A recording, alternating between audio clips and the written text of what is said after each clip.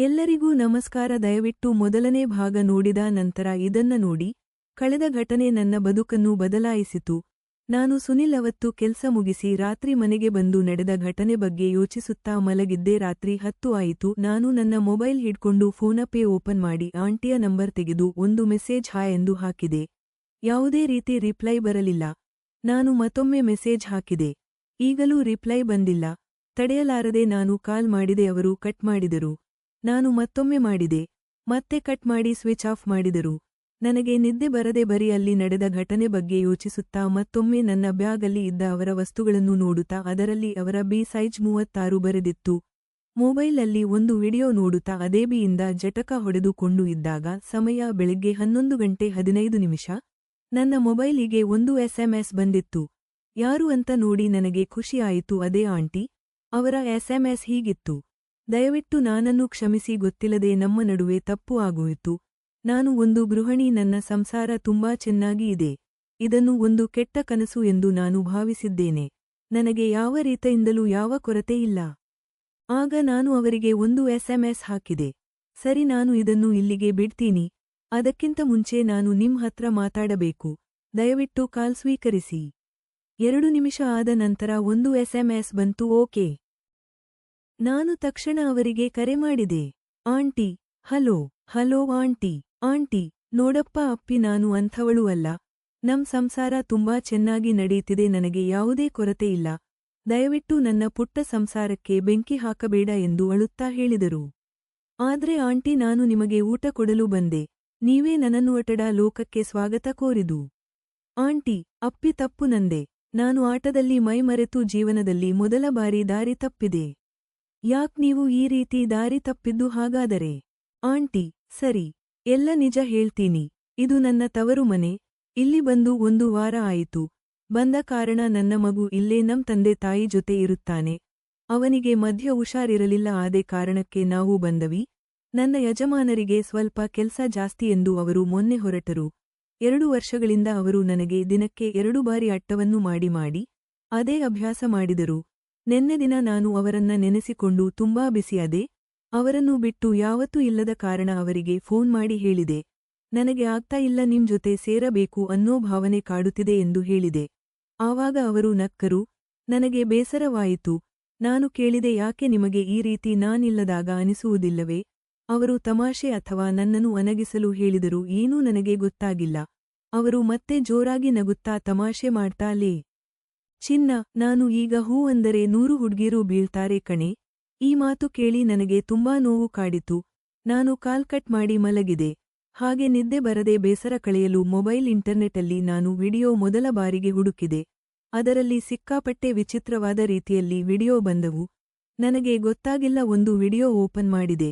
ಅದರಲ್ಲಿ ದೃಶ್ಯ ಹೇಗಿತ್ತು: ಒಂದು ಮಹಿಳೆ ಆಟದಲ್ಲಿ ಟವಲಲ್ಲಿ ತನ್ನ ಮೈಯನ್ನು ಉಜ್ಜಿಕೊಳ್ಳುತ್ತಾ, I want play, a big play to satisfy me ಅಂತ ಹೇಳುತ್ತಾ ಸ್ನಾನಕ್ಕೆ ಹೋಗಿದಳು. ಸ್ನಾನ ಮುಗಿಸಿ ಬಂದು ಅವಳು ಬೆತ್ತಲೆಯಾಗಿ ಸೋಫಾ ಮೇಲೆ ಕುಂತಳು. ಮತ್ತೆ ಮೊಬೈಲಲ್ಲಿ ಏನೋ ಮಾಡುತ್ತಿದ್ದಳು. ಡಿಂಗ್ ಡಾಂಗ್ ಅಂತ ಕಾಲಿಂಗ್ ಬೆಲ್ ಶಬ್ದ ಬಂತು. ತಕ್ಷಣ ಆ ಮಹಿಳೆ ಬರೀ ಟವಲನ್ನು ಸುತ್ತುತ್ತಾ ಬಾಗಿಲನ್ನು ತೆರೆದಳು. ಯಾವತ್ತೂ ಈ ರೀತಿ ಚಿತ್ರ ನಾನು ನೋಡಲಿಲ್ಲ. ಅದನ್ನ ನೋಡುತ್ತಾ ನಂಗೆ ಮೂಡ್ ಬಂತು. ಸಮಾಧಾನ ಬೇಕು ಎಂದು ನಂಗೆ ತುಂಬಾ ಅನಿಸಿತ್ತು. ಅವತ್ತು ರಾತ್ರಿ ನಾನು ಊಟವಿಲ್ಲದೆ ತುಂಬಾ ಬಿಸಿಯಾದೆ. ಏನ್ಮಾಡಿದರೂ ಸಮಾಧಾನ ಆಗಲಿಲ್ಲ. ಅದನ್ನೇ ಪದೇ ಪದೇ ಯೋಚನೆ ಮಾಡ್ತಾ ನನಗೆ ಸುಖ ಮತ್ತು ನೆಮ್ಮದಿ ಬೇಕು ಎಂದು ಮುಲಗಿದ್ದೆ. ಅಟಾ ಕುರುಡು ಎಂದು ನನಗೆ ಇವತ್ ಮಧ್ಯಾಹ್ನ ಅರಿವಾಯಿತು. ಇಷ್ಟೇಪಾ ಆಗಿದು. ಮತ್ತೆ ನೀವು ಅಷ್ಟೊಂದು ಧೈರ್ಯ ಮತ್ತೆ ಅನುಭವ ಇದ್ದ ಹಾಗೆ ಆಟ ಆಡಿದ್ರಿ. ಆಂಟಿ, ಅಯ್ಯೋ ಅಪ್ಪಿ, ಕಾಮ ಕುರುಡು ಅಂತ ಇವತ್ತೇ ನನಗೂ ಅನುಭವವಾಯಿತು. ನಾನು ನನ್ನ ಮಗು ಮೇಲಾಣೆ ಮಾಡಿ ಹೇಳುತ್ತೇನೆ, ನಾನು ಇಲ್ಲಿವರೆಗೂ ಮದುವೆಯ ಹೊಸದರಲ್ಲಿ ಒಮ್ಮೆ ಅವರು ಬಲವಂತ ಮಾಡಿದ್ದಕ್ಕೆ ಬರೀ ಒಂದೇ ಸಾರಿ ಬಾಯಲ್ಲಿ ಬಿಡಿಸಿಕೊಂಡೆ. ಇವತ್ತು ನಾನು ಸಿಕ್ಕಿಕೊಳ್ಳಬರದು ಅನ್ನೋ ಭಯ ಬಿದ್ದು ಏನ್ಮಾಡ್ಲಿ ಅಂತ ತೋಚದೆ ಸುಮ್ಮನೆ ಬಾಯಲ್ಲಿ ಬಿಡಿಸಿಕೊಂಡೆ. ಆದರೆ ನಾನು ನಿಮ್ಮ ಜೊತೆ ಇನ್ನೂ ಪೂರ್ತಿ ಅಟ ಆದಿಲ್ಲ. ಆಂಟಿ, ಅದೊಂದೊಳ್ಳೆಯ ಕೆಲಸ ಆಯಿತು ಸದ್ಯ. ನಾನು ಕೈಗೆ ಸಿಕ್ಕಿದ್ದು ಬಾಯಿಗೆ ಸಿಕ್ಕಿಲ್ಲ. ಆಂಟಿ, ಸಿಗೋದೂ ಇಲ್ಲ. ನನಗೆ ಭಯಂಕರ ಕೋಪ ಬಂತು. ತಕ್ಷಣ ನಾನು ಹೇಳಿದೆ, ಸಿಗುತ್ತೆ, ನೀವೇ ನಾನ್ ಹತ್ರ ಬಂದು ಅಟ ಆದಿ ಹೋಗ್ತೀರಾ? ಆಂಟಿ, ಹೇ ರಸ್ಕಲ, ನಾಲಿಗೆ ಮೇಲೆ ಹಿಡಿತಾ ಇರ್ಲಿ ಪೊರ್ಕಿ. ನಂಗೆ ಒಂದೇ ಅವಕಾಶ ಕೊಡಿ ಆಂಟಿ ಅಂತ ತಾಳ್ಮೆಯಿಂದ ಕೇಳಿದೆ. ಆಂಟಿ, ಮುಚ್ಚು ಬಾಯಿ ಸಾಕು. ನಾನು ಸುಮ್ಮನೆ ಇದ್ದೆ. ಆಂಟಿ, ಹಲೋ ಕಟ್ ಮಾಡ್ತೀನಿ. ನಾನು ಆಂಟಿ ನೀವು ನನಗೆ 116 ರೂಪಾಯಿ ಕೊಡಬೇಕಿತ್ತು ಆದ್ರೆ ನೀವು ಅದಕ್ಕಿಂತ ಜಾಸ್ತಿ ಕೊಟ್ಟಿದಿರ್ 350 ಎಕ್ಸ್ಟ್ರಾ ಕೊಟ್ಟಿದಿರ ನಾನು ಅದನ್ನು ನಿಮಗೆ ವಾಪಸ್ ಕೊಡಬೇಕು. ಆಂಟಿ ಪರವಾಗಿಲ್ಲ ಇಟ್ಕೂ. ನಾನು ಇಲ್ಲ ಆಂಟಿ ನಾನು ನಿಮ್ಮ 350 ರೂಪಾಯಿ ಹಾಗೂ ನಿಮ್ಮ ಒಳ ಉಡುಪುಗಳು ಹಿಂದಿರುಗಿಸಬೇಕು. ಮತ್ತೆ ಯಾವತ್ತೂ ನಿಮಗೆ ಕರೆ ಮಾಡುವುದಿಲ್ಲ. ನಾನು ಈ ಊರು ಬಿಟ್ಟು ಬೆಂಗಳೂರು ಕಡೆ ಹೋಗ್ತೀನಿ. ಆಂಟಿ ಸ್ವಲ್ಪ ಹೊತ್ತು ಯೋಚಿಸಿ ಬೆಂಗಳೂರು ಕಡೆನಾ ಅಂತ ಕೇಳಿದರು. ನಾನು ಹೂ ಎಂದು ಹೇಳಿದೆ. ಆಂಟಿ ನಂಗೆ ಫೋನ್ ಪೇ ಮಾಡು ನಿನಗೆ ಕೊಡಲೇಬೇಕು ಅಂತ ಅನಿಸಿದರೆ ಅಂತ ಹೇಳಿದರು. ನಾನು ಇಲ್ಲ ಈಗ ನಾನು ನಿಮಗೆ ವಾಟ್ಸಪ್ಪಲ್ಲಿ ಒಂದು ವಿಡಿಯೋ ಕಳಿಸ್ತೀನಿ ಅದನ್ನ ನೋಡಿ. ಆಂಟಿ ವಿಡಿಯೋನಾಯನ್ ವಿಡಿಯೋ. ನಾನು ಫೋನ್ ಕಟ್ ಮಾಡಿದೆ. ನಾನು ಅವತ್ತು ನನ್ನ ಶರ್ಟ್ ಬಿಚ್ಚಿರಲಿಲ್ಲ ಯಾಕಂದ್ರೆ ನಾನು ಒಂದು ಸ್ಪೈ ಕ್ಯಾಮೆರಾ ಪೆನ್ ಇಟ್ಕೊಂಡು ಎಲ್ಲ ಡೆಲಿವರಿ ಮಾಡೋದು. ಯಾಕಂದರೆ ಇತ್ತೀಚೆಗೆ ಡೆಲಿವರಿ ಬಾಯ್ಸ್ ಮೇಲೆ ತುಂಬಾ ತಪ್ಪು ಆರೋಪಗಳಲ್ಲಿ ಸಿಗಾಗಿಸುತ್ತಾರೆ ಅದಕ್ಕೆ ಮುನ್ನ ಜಾಗೃತ ನಮ್ಮಂತ ಬಡವರಿಗೆ ನ್ಯಾಯ ಸಿಗೋದು ಕಷ್ಟ. ವಾಟ್ಸಾಪಲ್ಲಿ ಬರೀ 1 ನಿಮಿಷ ವಿಡಿಯೋ ಕಲ್ಸಿದು. ವಿಡಿಯೋ ಅಲ್ಲಿ ನಾನು ಗೇಟ್ ಓಪನ್ ಮಾಡಿ ಅವರ ಮನೆಗೆ ಹೋಗಿ ಆಂಟಿ ನೈಟಿಯಲ್ಲಿ ಇದ್ದು ರೂಮಿಗೆ ಹೋಗಿ ಆಚೆ ಬಂದು ಫೋನ್ ಪೇ ಮಾಡಿ ನನ್ನನ್ನು ಗುರಾಯಿಸಿ ನೋಡುತ್ತಾ ನೈಟಿ ಜಿಪ್ ಹತ್ರ ಕೈ ಇಟ್ಟಿದ್ದು ಅಷ್ಟೇ ಕಳ್ಸಿದು. 5 ನಿಮಿಷ ಆದ ನಂತರ ಆಂಟಿ ಮತ್ತೊಮ್ಮೆ ಅವಲಾಗೆ ನನಗೆ ಕಾಲ್ ಮಾಡಿ ಅಳುತ್ತಿದ್ದರು. ನಾನು ಮುಂದೆ ಏನಾಯಿತು ಅದನ್ನು ಕಲಿಸಬೇಕಾ ಎಂದು ಕೇಳಿದೆ. ಆಂಟಿ ಥೂ ಬೇವಾರ್ಸಿ ಅಂತ ಅಲೋಕ್ಕೆ ಶುರು ಮಾಡಿದರು. ನಾನು ಆಂಟಿ ಒಂದು ಸಂಸಾರ ಹಾಳು ಮಾಡುವ ವ್ಯಕ್ತಿತ್ವ ನಂದೂ ಇಲ್ಲ.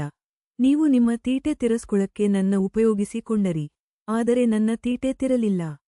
ಆಂಟಿ ಅಪ್ಪಿ ನಿನ್ ಕಾಲಿಗ್ ಬೀಳ್ತೀನಿ ಕಣೋ ಬೇಡ. ನಾನು ಆಂಟಿ ಕಾಲಿಗೆ ಬೀಳೋದು ಬೇಡ ಕಾಲ್ ಅಗಲಿಸಿ ಒಂದ್ಸರಿ ಸಾಕು ಅಂದೆ. ಆಂಟಿ ನಿಂಗೆ ಎಷ್ಟು ದುಡ್ಡು ಬೇಕು ಹೇಳು ಅಂತ ಕೇಳಿದರು. ನಾನು ನಗಾಡುತ್ತಾ ದುಡಿಮೆ ನಾನ್ ಹತ್ರ ಇದೆ ದೊಡ್ಡಿಗಾಗಿ ಈ ಕೆಲ್ಸ ಮಾಡುವವನು ನಾನಲ್ಲ. ನಮ್ಮ ಮಧ್ಯ ಮೌನ ತಬ್ಬಿತು. ಆಂಟಿ ಅಳುತ್ತಾ ಎಲ್ಲಿ ಬರಬೇಕು ಅಂತ ಮೆಲ್ಲಗೆ ಕೇಳಿದರು. ನಾನೇ ಬರ್ತೀನಿ. ಎಲ್ಲ ಕೊಟ್ಟು ನಿಮ್ಮ ಮುಂದೆ ಆ ವಿಡಿಯೋ ಕೂಡ ಡಿಲೀಟ್ ಮಾಡ್ತೀನಿ. ನನ್ ಕೆಲ್ಸ ಮೇಲೆ ಆಣೆ. ಆಂಟಿ ತುಂಬಾ ಹೊತ್ತು ಯೋಚಿಸಿ ನಾಳೆ ಹೇಳ್ತೀನಿ ಅಂತ ಕೋಪದಲ್ಲಿ ಹೇಳಿದರು. ನಾನು ನಾಳೆ ಮುಗಿಸೋಣ ನಾನು ಎಷ್ಟು ಗಂಟೆಗೆ ಬರ್ಲಿ.